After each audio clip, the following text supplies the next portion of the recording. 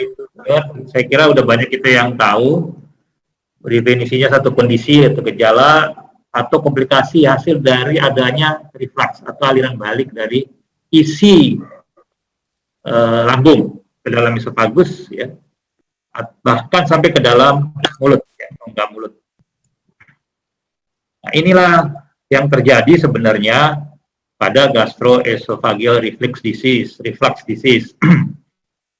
di mana asam yang ada di lambung ini yang digambarkan dengan kuning ini dia kembali karena sphincternya ini sebelah kanan, gambar kanan itu sphincternya itu tidak bisa menutup dengan sempurna. Nah, ini masih sama, dibedakan kelihatan sekali. Yang kiri sekali itu yang normal, yang kanan menggambarkan adanya lower esophageal sphincter yang terbuka dan yang acid refluxnya melalui tempat yang terbuka tersebut. Dan inilah karena asidnya ini kembali, sehingga esofagus bagian distal itu kena asam, dia meradang, ya, jadi menginflamasi, dan disinilah biasanya suka timbul gejala itu. Ini merupakan gangguan gastrointestinal yang sangat signifikan, terutama di negara-negara barat, ya.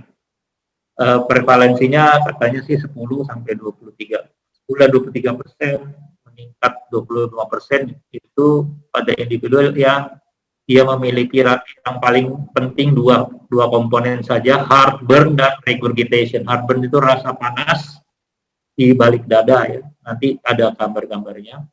Dan regurgitasi itu keluarnya asam ke proksimal dari lambung ke atas, ya, ke esofagus. Ini common sign-nya kuning, ya, sampai rasa terbakar, terutama sering malam hari, sehingga kadang-kadang rasa terbakar ini agak dirasakan juga seperti nanti chest pain juga, walaupun ini berbeda. Sakit atau sulit menelan. Nah, regurgitasi kadang-kadang dia akan merasakan apa yang dia makan terasa kembali, ya, ke mulut atau ke atas lah. Terus adanya rasa yang seperti ada benda atau apa di tenggorokan, ya. Dan ini bisa mengakibatkan juga yang ekstra dari esofageal, ya. Jadi ada kronik, batuk, laringitis, bahkan bisa mencetuskan asma dan mengganggu tidur terputus, ya. Nah, inilah tipikalnya. Sebelah kiri tipikal GERD, yang sebelah kanan atipikal, ya. Jadi persisten, kita lihat saja, mungkin bisa dibaca juga. Heartburn, chest pain, excessive salivation, regurgitation, gas, bloating, trouble sleeping, and sensitive to some food. Jadi acid refluxnya ini ketika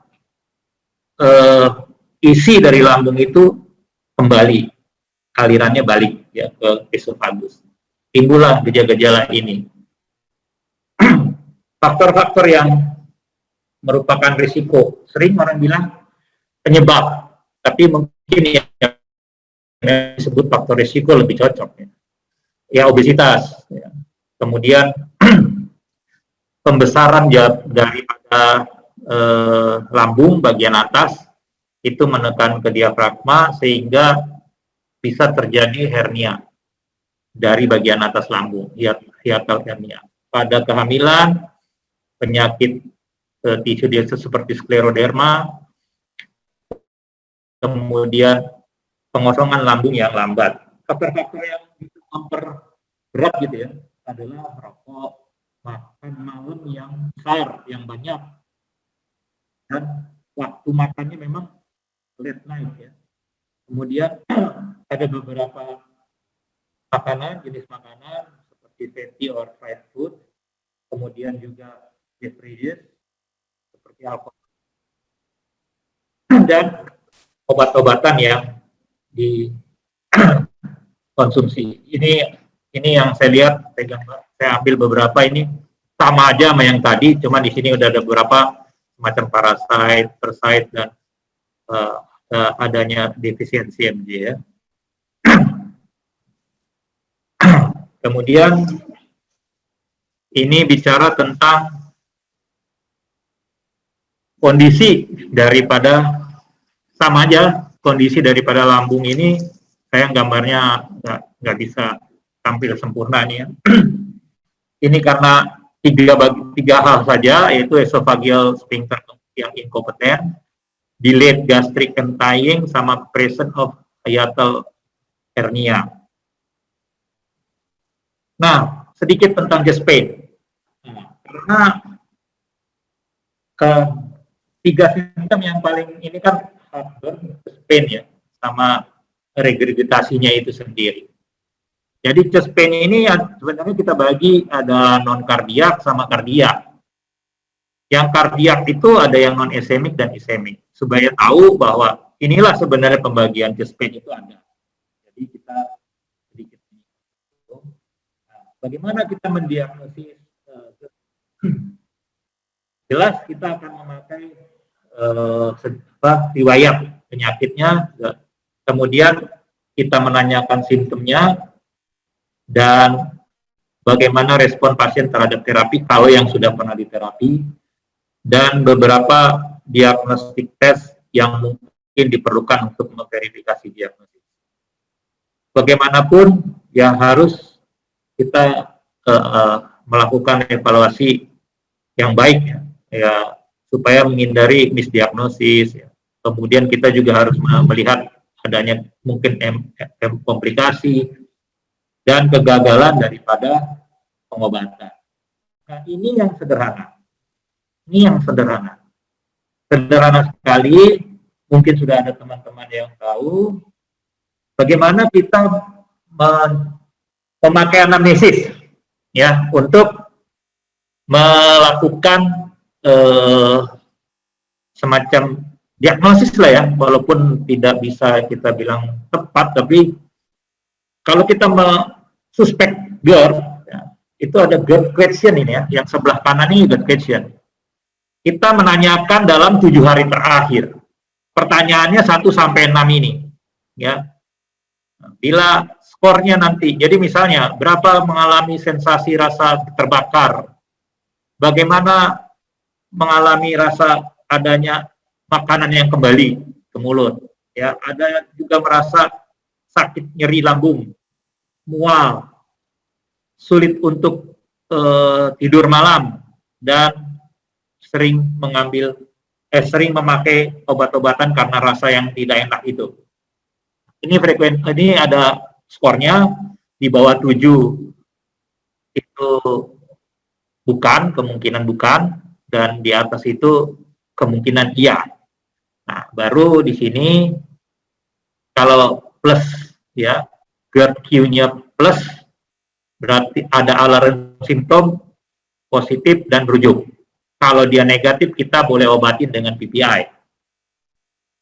Kalau PPI test, ya. Kemudian kalau bagus responnya, berarti dia GERD, dan kita harus lakukan lakukan lebih lanjut, dan kita monitor respon terapi selanjutnya. Bentar ya. Ini ada yang mengganggu halaman saya. Jadi dilakukan 8 minggu GERD terapi ya. Kemudian nanti kan terlihat responnya. Dari respon itu kita bisa tahu oh ini GERD, oh ini tidak.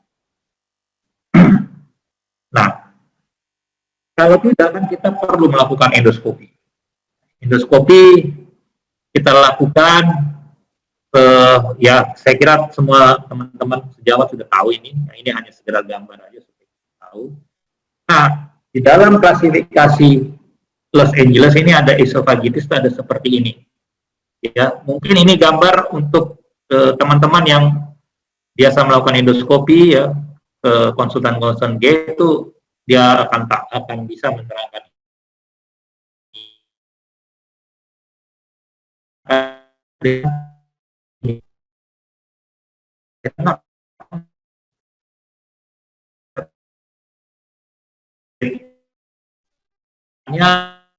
mukosa itu lebih dari kuning ini. Kalau yang grade B berapa lipatan mukosa, ya. Sedangkan yang loncat ya udah sampai 2 lipatan, kalau yang D udah sampai lebih, ya. Itu kira-kira mungkin ya itu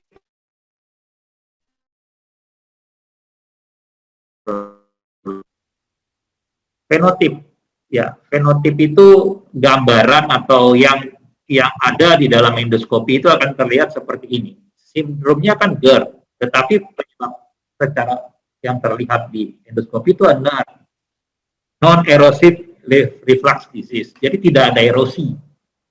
Kalau yang satu sudah esofagitis. Nah, nanti kalau erosive esofagitis itu tadi klasifikasi Los Angeles yang tadi. Nah, kalau barat di sebelah itu sudah ada metaplasia atau displasia. Nah, ini NERD, ya. Kemudian ini erosif, baru bisa menjadi baret bagus. Nah, ini sama yang tadi, ya. Kira-kira sama. Nah, mengenai manajemen. Manajemen tuh dari yang pertama sampai yang sekarang banyak sekali ya, dari tahun 2005 berubah-ubah. Ini saya sengaja memperlihatkan, kalau teman sejawat yang masih mau banyak waktu silahkan dibaca, ini banyak sekali. Dari 2000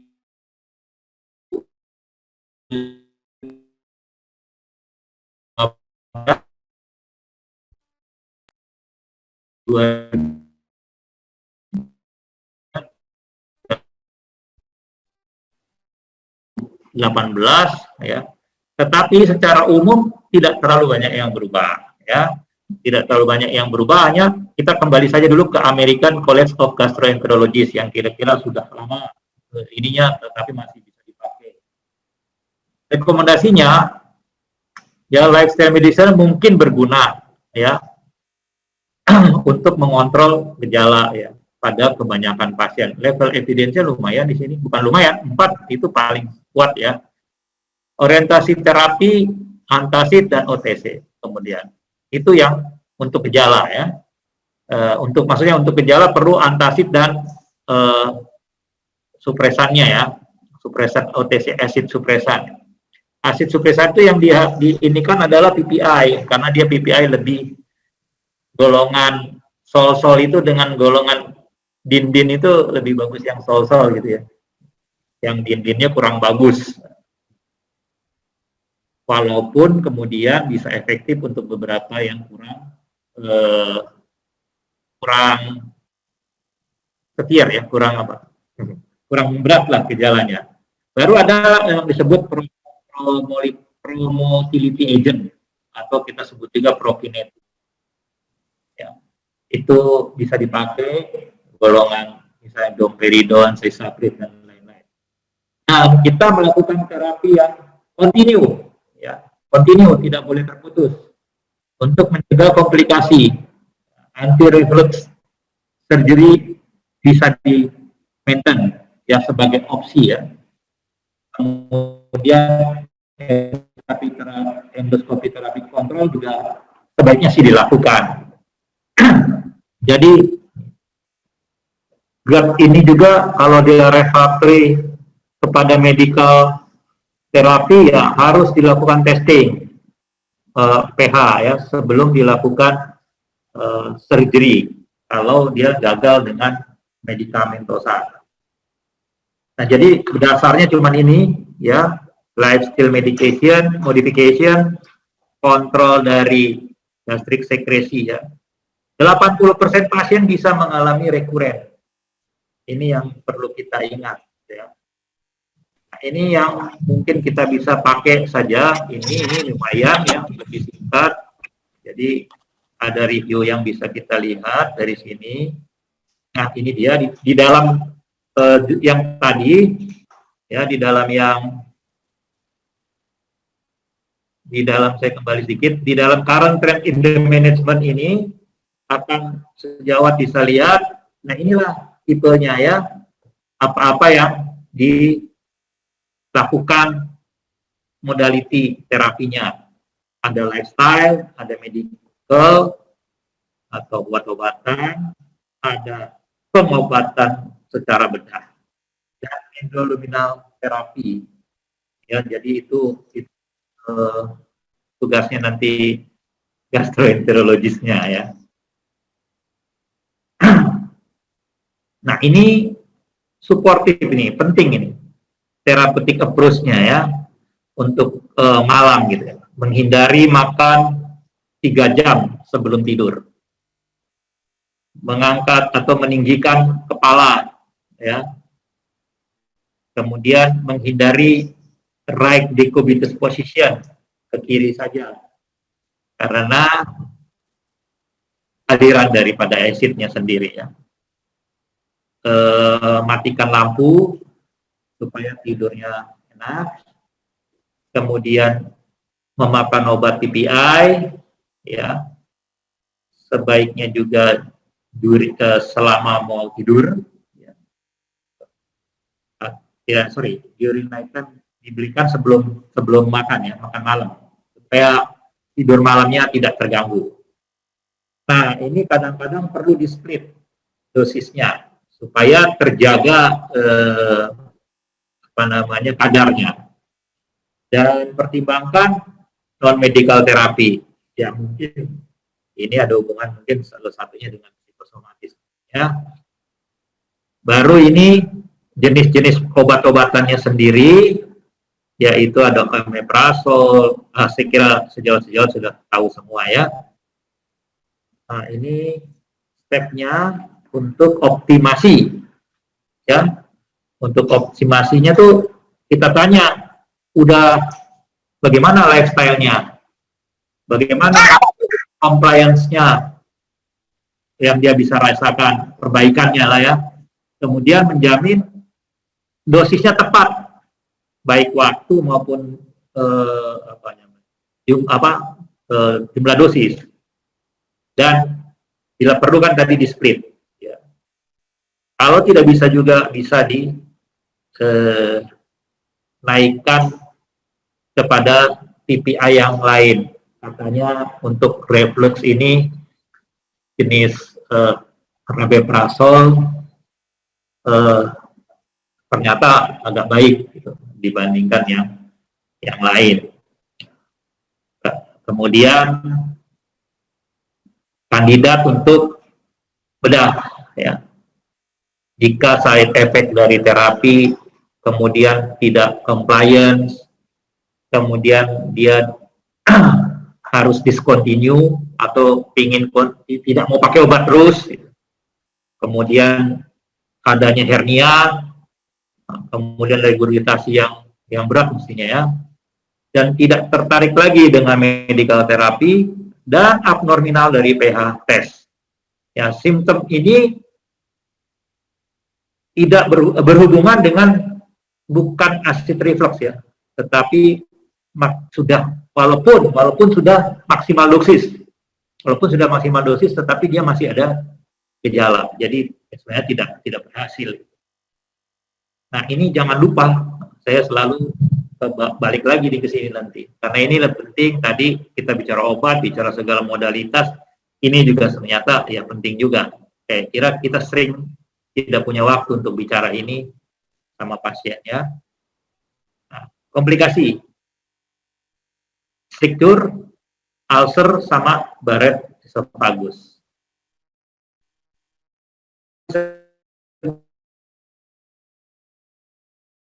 Kategori esophagitis yang satu ada yang ada cuma esophagus dan apa ya istilahnya, pH-nya ya. Sementara kalau udah erosif ya tentu sudah ada yang luka. Nah, Barrett adanya sel yang sudah displasia atau metaplasia. Kalau yang sebelah kanan ini adalah tentang kemungkinan perjalanan dari nerve erosif esophagitis menjadi, penting kita tahu. Akhirnya saya harus menyimpulkan sedikit lah ya, bahwa GERD itu sangat sering, apalagi belakangan ini mungkin dengan pola makan kita yang sering malam, kemudian banyak mungkin berlemak dan yang lain, apalagi kita yang kegemukan, dan itu harus ada kombinasi ya dengan modifikasi gaya hidup kita dan medical therapy ya. Optimasi pakai PPI, kemudian jangan lupa kalau refractory itu terjadi pada sampai 40%. Kita anamnesis baik-baik, kita pakai obat H2 blocker, prokinetik bisa digunakan. Kemudian yang terakhir adalah surgical itu sendiri ya. Surgical itu sendiri bisa dilakukan oleh bedah maupun oleh si gastroenterologis. Saya kira itu yang bisa saya sampaikan.